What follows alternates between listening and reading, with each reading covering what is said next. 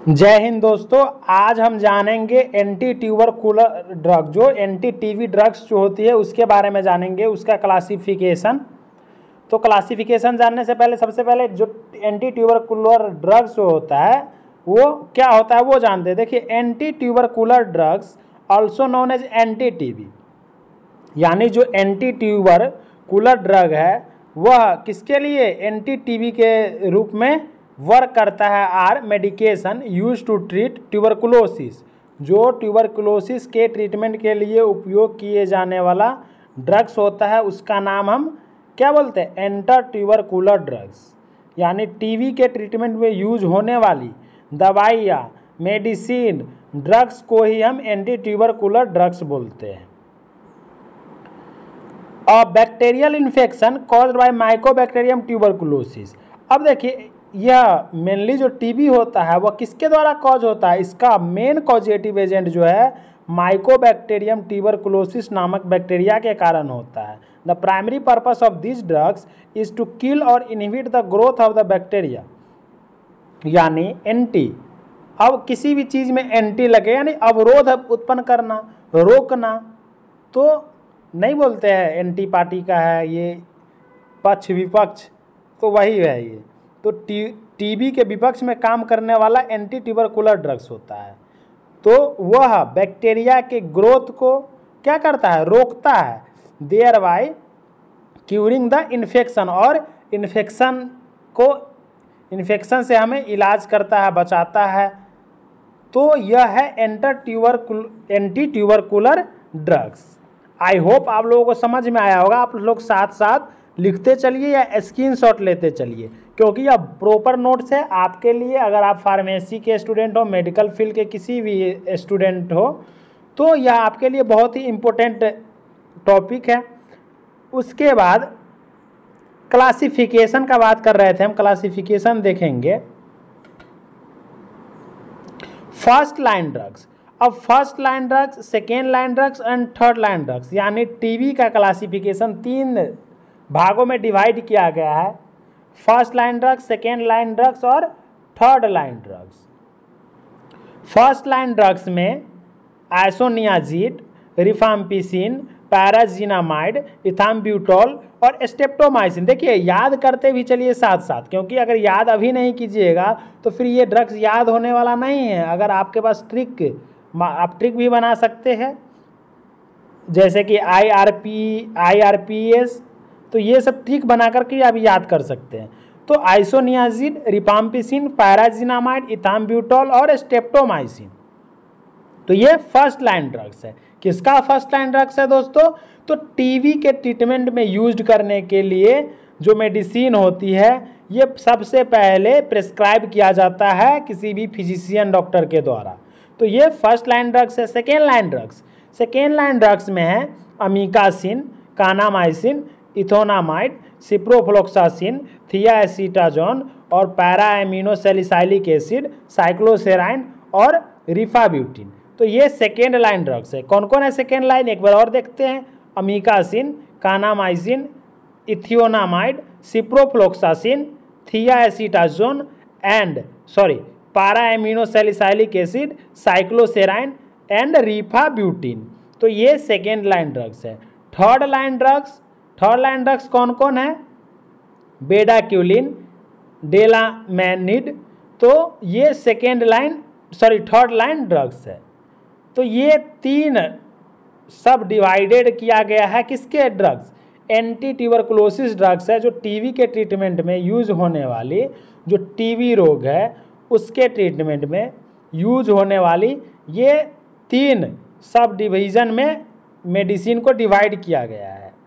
उसके बाद सब के बारे में जानते हैं। जो आइसोनियाजिड है, हम INH के नाम से भी जानते हैं इसको, आइसोनियाजिड का, तो इसका एक्शन क्या होता है? Inhibit the synthesis of mycolic acid. यह क्या करता है? इनहिबिट करता है माइकोलिक एसिड के सिंथेसिस को, उसको ज़्यादा बढ़ने नहीं देता है। इसका कौन? Isoniazid. Dose 300 mg per day, यानी 300 mg पर डे किसका डोज है? आइसोनियाजिड का डोज है। रिफाम्पिसिन एक्शन, रिफाम्पिसिन का एक्शन क्या है? Inhibit RNA synthesis. जो रिफाम्पिसिन है उसका एक्शन क्या है? आरएनए सिंथेसिस को रोकता है। डोज 450 से 600 mg पर डे, यानी 450 से 600 mg पर डे है।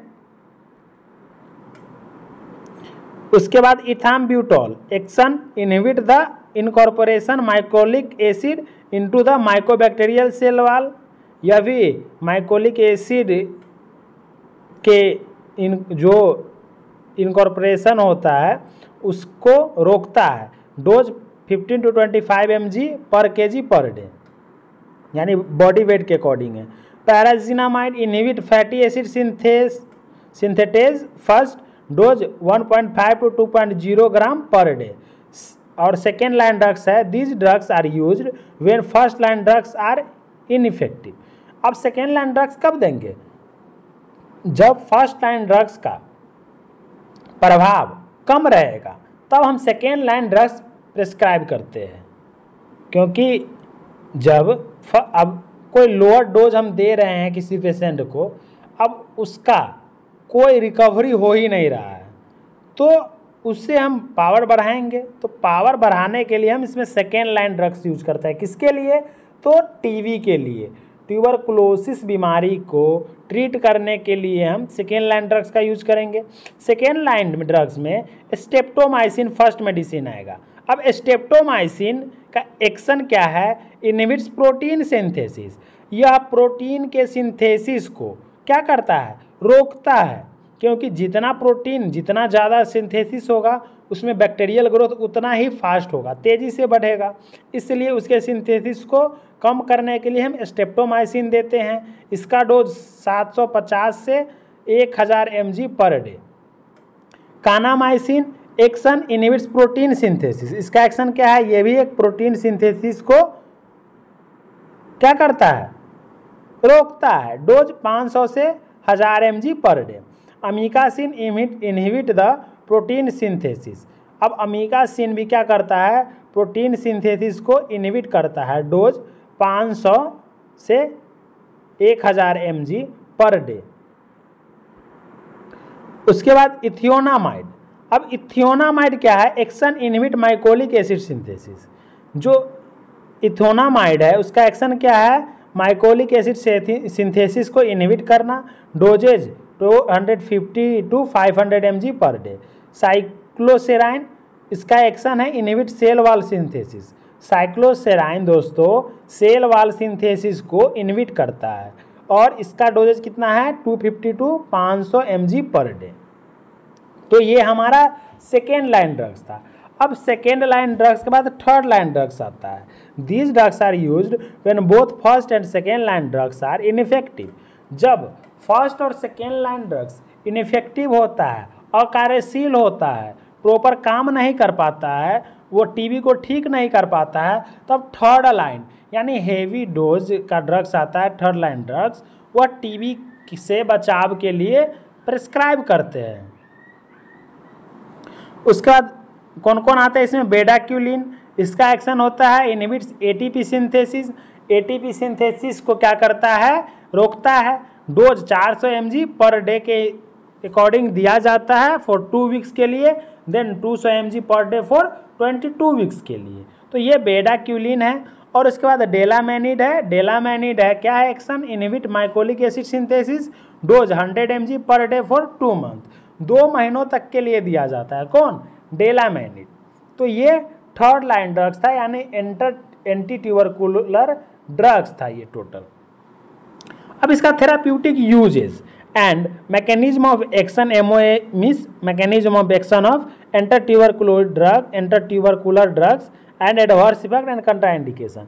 ये सब हम देख रहे हैं आगे कि क्या क्या इसका कंट्राइंडिकेशन है, क्या इफेक्ट्स है, ये सब हम एक एक करके जानते हैं।